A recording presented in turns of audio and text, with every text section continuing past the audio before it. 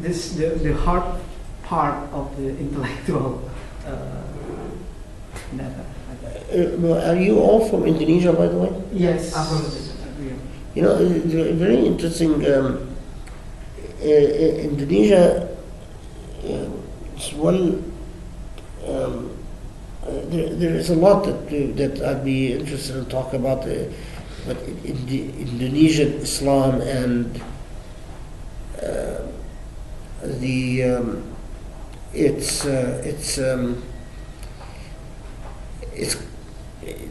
interaction with what we'll call Wahhabi Islam and so on.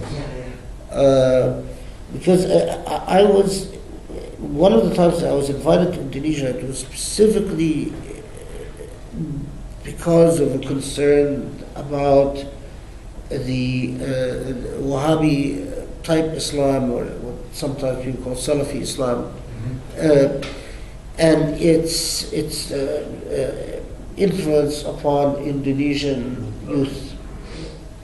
And it was, a very, very fascinating trip. And it wasn't just Indonesia, it was also Singapore, had also the same type of concern. And one of the things that's very striking is I gave a lecture in, I don't now remember which university there, but it was, I'm sure if you look through the web, you'll find the articles and so on. It was attended by about 1,000 people, and there seemed, these issues that engage me in, especially in the great theft and the distinctiveness of native manifestations of Islam versus sort of a cosmic type Islam. It seemed to be an issue of great concern among Indonesian intellectuals and journalists and politicians and so on. Yeah, just for now we have books that really make a big debate. It's the title is about illusion. Islamic State illusion. Yeah, Islamic State's illusion. So all of the contents of the book is explained about the growth of the transnational Islam. So it's been like Wahhabis told. Who wrote the book? I think it's wrote by. It's research, but then become a debate between the researchers also. It tells about the movement of Hizb ut-Tahrir in Indonesia, and also several organizations such as Hizb ut-Tahrir, and we have also Islamic Party, which also some people say influenced by the Wahhabis, something like that. So the book is we have the Muhammadiyah and also Nahdlatul Ulama. These two big organizations. I lectured in both. Yeah, that's what I said. And this book is proposed by these two organizations, and they say that their mosques, Anwar Mosque and Muhammadiyah Mosque, are captured by this Hati movement and become their mosque. And so that's why they kind of, sort of make another discourse that this Hati movement is really dangerous movement because it will endanger the native Indonesian Islam, like what they used by NU and Muhammadiyah.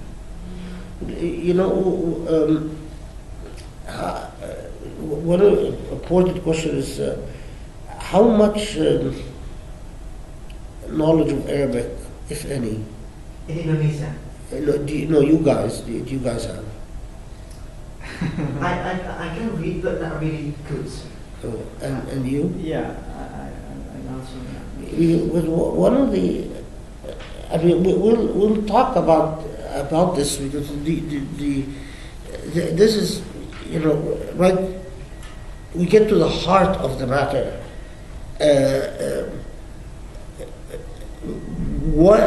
there's an assumption that people like myself are coming in with a formula for progressive Islam, meaning a new form or a new manifestation of Islam. And I don't think there's necessarily anything wrong with that.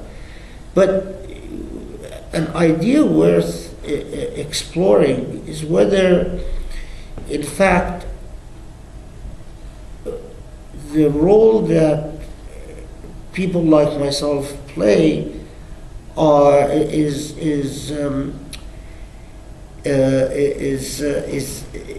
one of remembering rather than one of inventing. And in some ways, put it differently, if you go on the web, you will see many attacks by Campus Watch people, Jihad Watch, the stealth Islamist.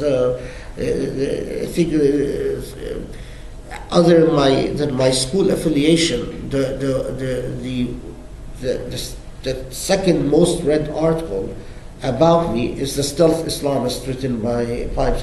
Emerson has already, attacked me. Spencer has attacked me. Andrew Boston, the whole.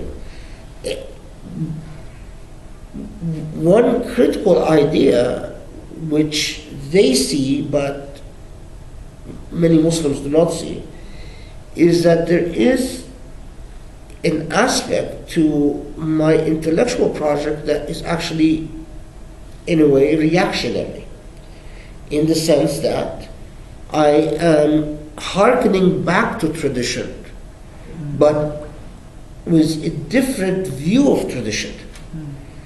And that's why I mean, it's something also we're going to just talk about, but the very terminology of the term Salafi, which are the forefathers.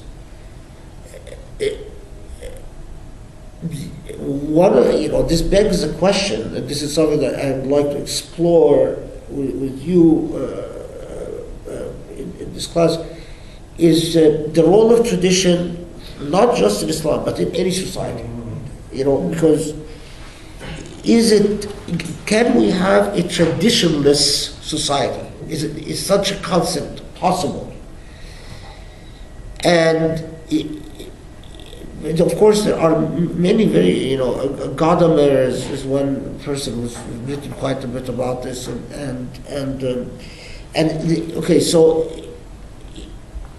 but of course, and Habermas also.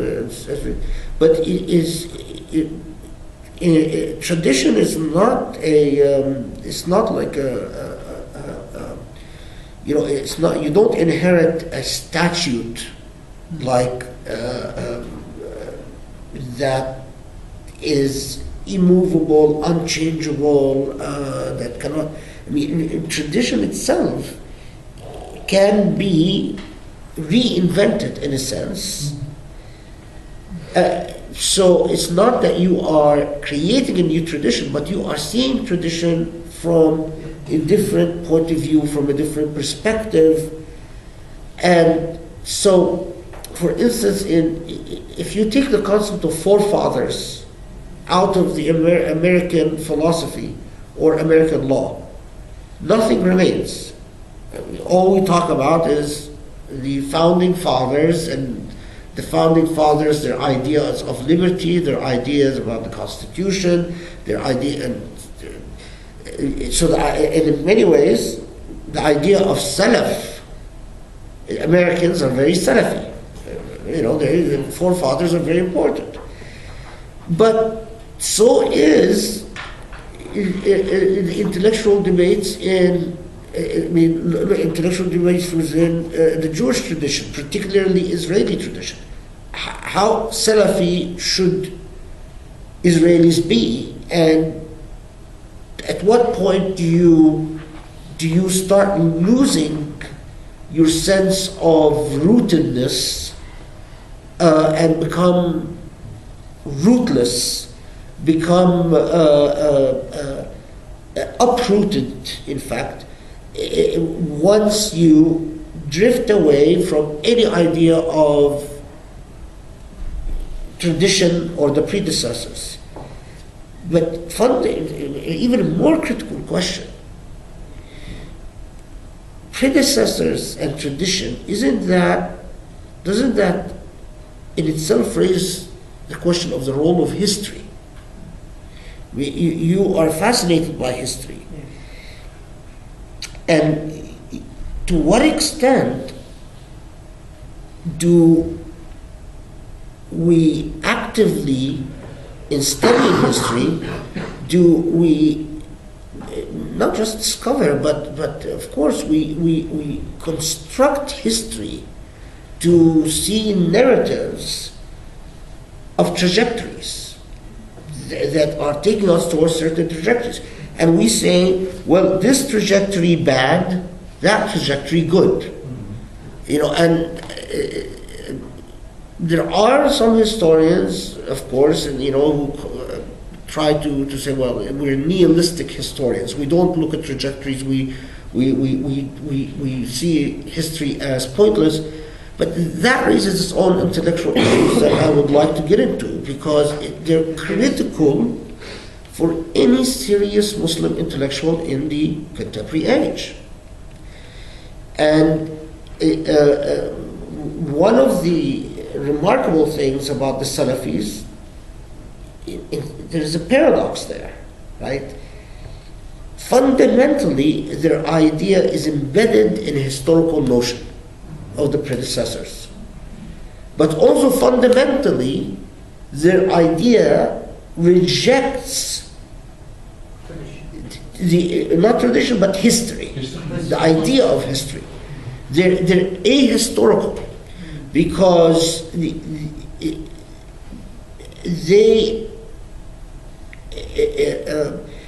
history to them is not an investigation, it is a memorization and it's sort of an act of sheer remembrance, exactly like a computer program. It's like data that you put into the computer, and then you transfer this data while there is no analytical engagement of that data. Now,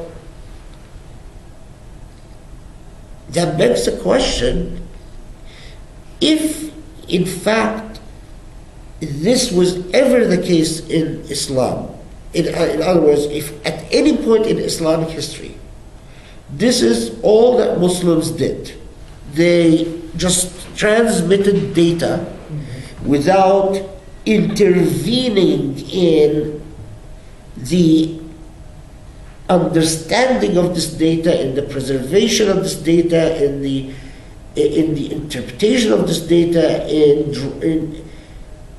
could have Islam become an international phenomenon that went beyond Arabia? I mean, one of the things is, for instance, if you study the Mongolian invasions, it's fascinating. On the one hand, Mongolia, one remarkable thing is that the Mongolian invasions lived beyond Genghis Khan. It's very unusual for a conqueror, because usually conqueror dies, everything dies. So there's a certain amount of tradition that was preserved. But that tradition, or Ilyasa, as the law was called, it was quite often preserved in this typical sort of as an act of an act of an engagement in the sacred, the preservation of the tradition, and the reporting of tradition is itself a sacred act. So you don't negotiate it, you don't interfere with it. Then we observe a fascinating phenomenon, that the invaders became absorbed by the culture of the invaded. The Mongols Yes. who invaded Muslim country, right? And this is part of the thing that I remark, because Ibn Taymiyyah existed in that critical period, and Ibn Qayyim as well. How did the Mongols, if put it differently, if it is the preservation, if in Islam it is truly the preservation of history is a sacred act, how could it have been possible for that culture to overcome or integrate or adapt the culture of the invader Mongolians?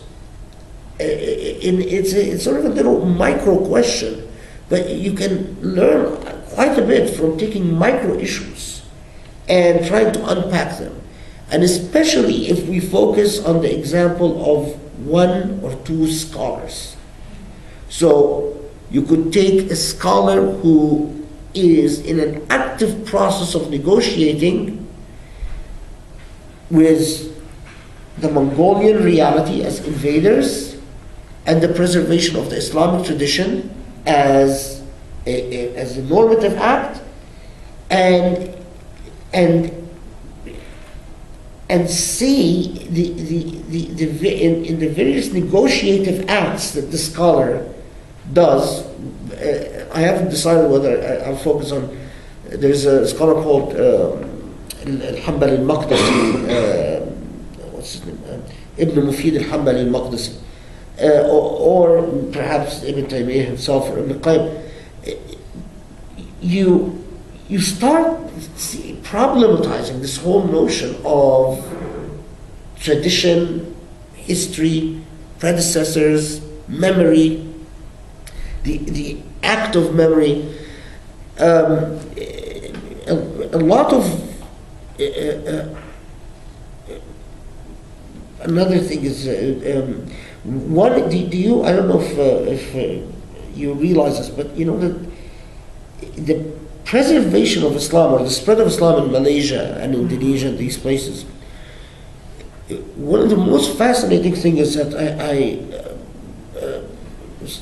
again through texts and so on, and I discovered that many of the texts that actively played an active role in the spread of Islam in Sumatra and other areas consisted of songs, lyrics. Lyrics, yeah.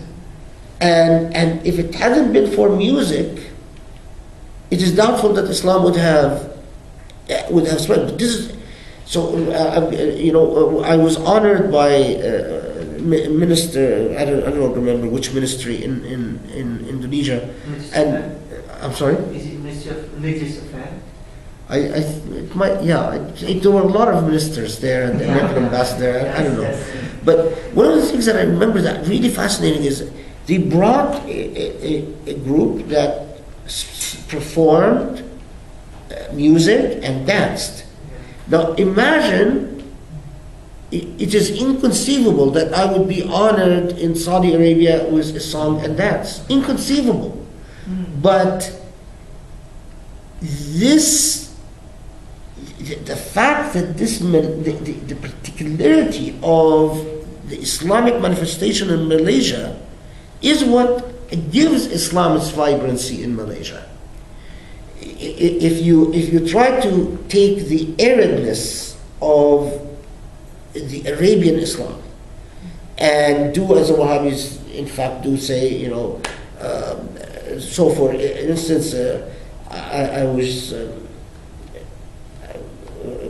Wahhabi a fellow who saw a video of this said, this is heretical. Here you are, you're a sheikh, and you are being honored by a woman who's dancing and singing. This is blasphemous. I am not going to watch this. But what he saw is blasphemy, as fundamentally a breach with Islamic memory and Islamic history and Islamic the past, I saw as in fact entirely consistent with Islamic memory, Islamic past, and the whole dynamics of predecessors. I didn't want to completely shock him and tell him of some of the companions whose songs and lyrics were actually preserved and memorized in Islamic history. I mean, I did the mistake once in Egypt. I repeated a song. One of the Prophet's wife of Salama had composed a lyric about love. And when and although it is right there in Muslim, I didn't make this up. The room went into an uproar.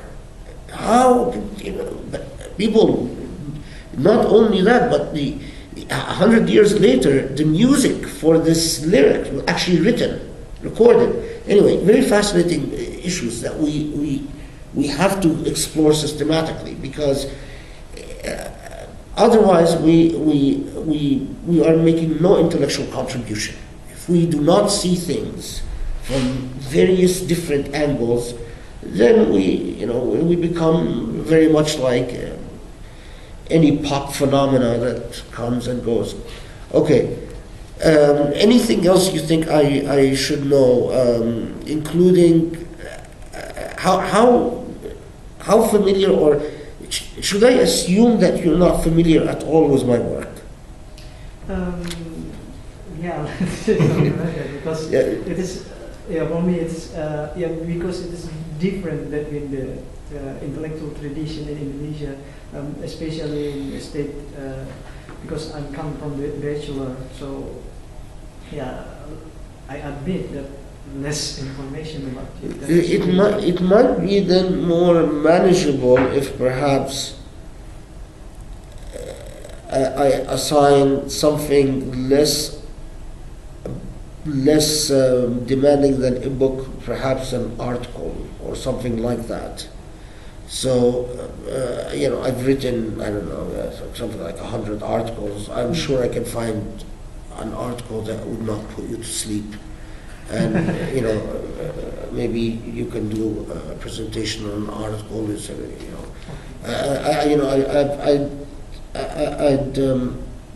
The idea is that we can come to some manageable arrangement. Okay, who goes next? Okay. Be my guest. Be the teacher. Yes, I'm a teacher. Good. Oh, you're the professor. No, not a professor. You're the school teacher? Yes. Yes. Okay. I'm Marielle Verhoeven, and I'm a teacher in history. Here in Tilburg, secondary school, but very. I think it's good if you understand what kind of students, schoolers I have. They are, how do you say it in English? We have the lowest level of secondary school you can have. That's where I'm teaching. So children are really, they have very low IQ, very low. They have antisocial behavior, and so antisocial compared with low IQ, it's not very easy to do this job. Well, I studied history, and in the school where I'm working, I teach a lot of courses and only 3 hours history in a week. The others, it's geography, economy, also religious studies. Well, of course, you can call it studies with these children. Is it comparative religion? Sorry? Comparative religion? Yes. Yeah, and that's also ethical thinking. Okay. Some of the About what's basics. friendship and how do you how do you behave with other people and I started this year at a pre-master Islam, Christianity and Islam, but it's going to disappear. One more year. Yeah, well, I'm not able to finish it because of some complications. It's not really a complication, but the reason I was too late today is because I'm pregnant 5 months and I had to go to hospital for. Congratulations. Thank you. And well, it's kind of important to say that because I'm very busy. I'm teaching full time. I have a daughter of 5 years old. I'm doing this study, and I'm also 5 months pregnant, so it's very hard to combine everything. Because of my working schedule, I won't be able to be here every time at 1:30. Just to go back, why I chose this study is because we have a lot of different cultures and different religions in our school, and a lot of people who don't understand each other.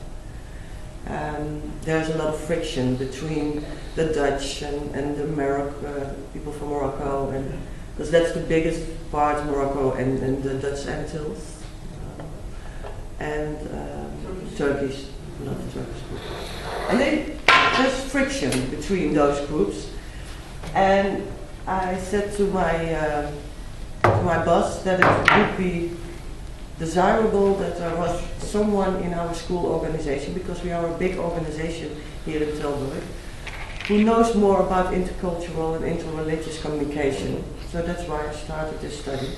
And when I saw this masterclass, I thought, well, because we have a lot of friction between the Dutch and the Islamic groups, I think it's good to know more about some backgrounds. Absolutely right. Yeah.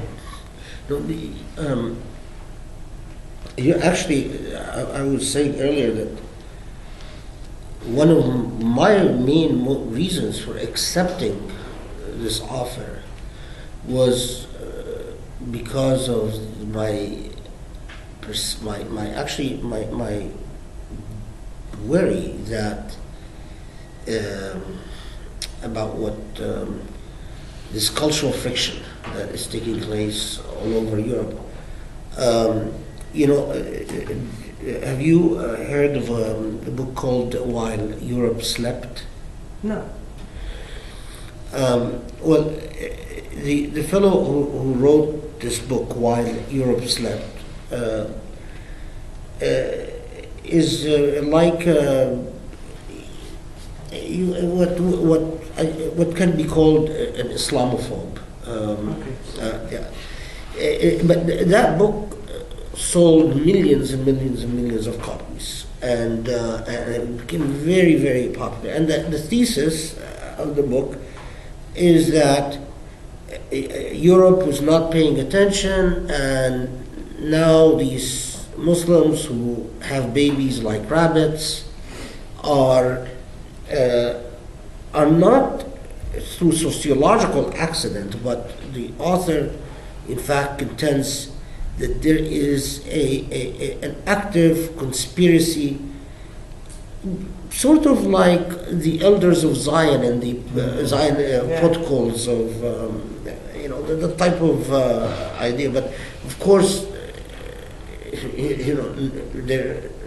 he doesn't see the bigotry, the anti-Semitism of the protocols, and compare it to his own religious bigotry. He sees himself as the carrier of truth. Anyway, so the book personally caused me so much concern because there's so many of books like that are coming out. Second, because they sell very, very well.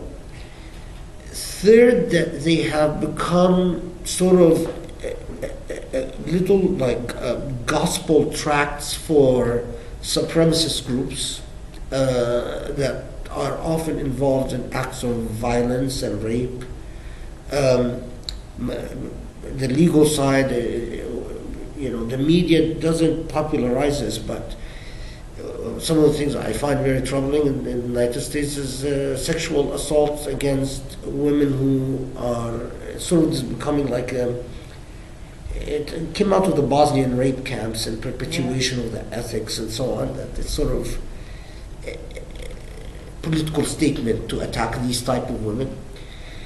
Then the same author just came out with a book called Surrender. And the book says that, listen, we are surrendering to Muslims and Islam. The only solution is mass ethnic cleansing of Muslims out of Europe. He says, it breaks my heart to say this, but the Serbs got it right. We don't need to do it violently, but we must.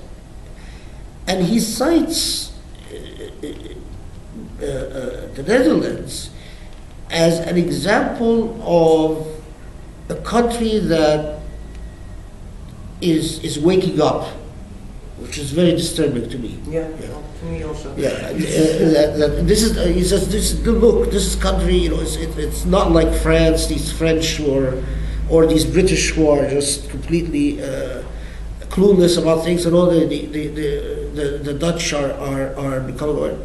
Of course, he dedicates in the book just several pages to attacking me and saying that the stealth Islamist and so on. And this was a very big part of my accepting the offer to come here, because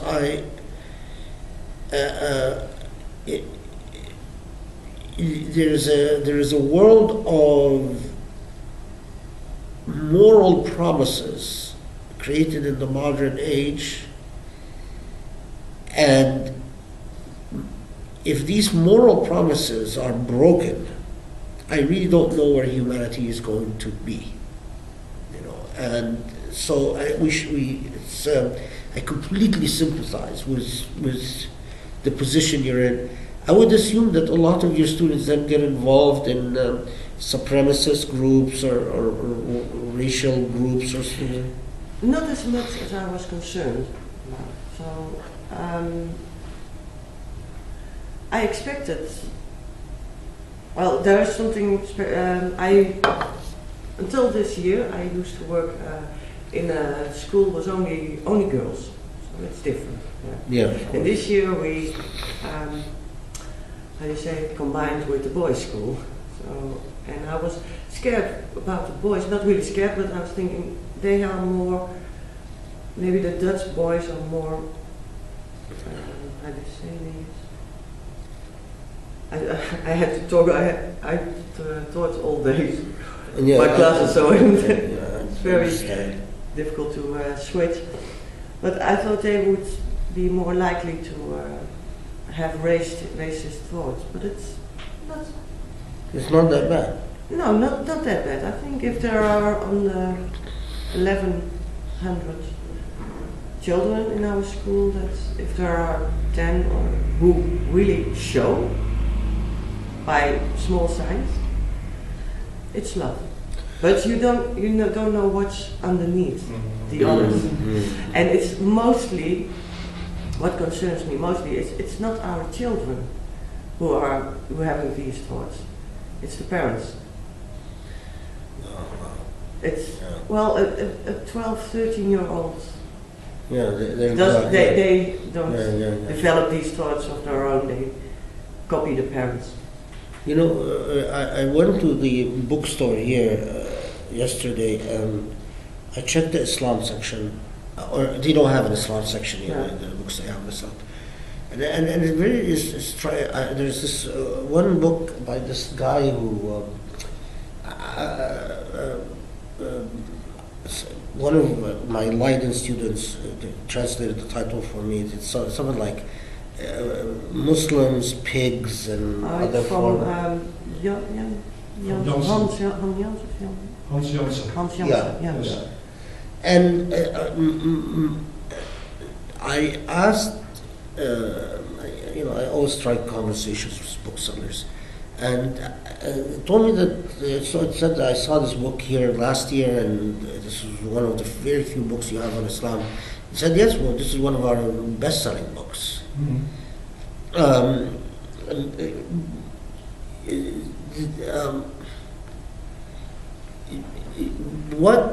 How seriously what does this, this could be just people curious, they read it, they say, oh, well, this religion is backwards, it's not for us, but no big deal.